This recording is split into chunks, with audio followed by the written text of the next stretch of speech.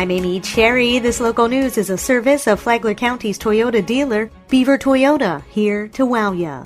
A double whammy, Flagler County is getting hit with cold temperatures for the second night in a row, and that means the Flagler Cold Weather Shelter will be open at 5:30 p.m. at the First United Methodist Church in Bunnell. Sheltering Tree chairwoman Sue Bickings says they'll provide dinner and breakfast for those seeking refuge from the cold. The shelter will close at 8 a.m. Wednesday.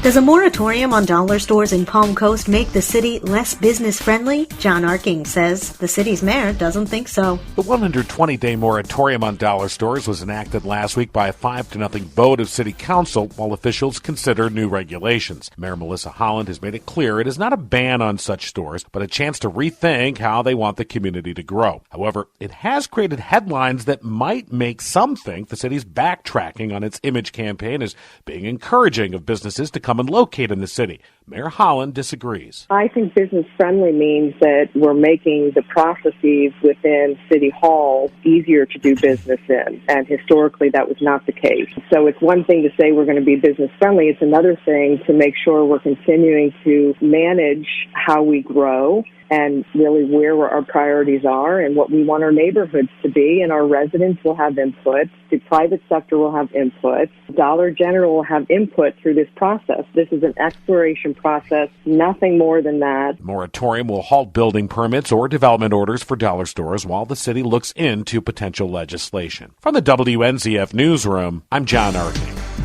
How is it Flagler County has a blank slate when it comes to its Chamber of Commerce? Flagler County Commissioner Donald O'Brien says that everybody needs to create the best environs for businesses to come to Flagler County. In terms of public safety, quality of life issues, good zoning laws and rules and regs. O'Brien said that it's also necessary to have a good process in each of the local governments to make sure that everything is approved and things are done as efficiently as possible. To listen to the interview, go to the Free for All Friday pod after you download the Flagler radio app and find out more about the Flagler County Chamber of Commerce. Tomorrow, why should Flagler County be excited about the Chamber of Commerce? From the WNZF Newsroom, I'm Deb Albertson.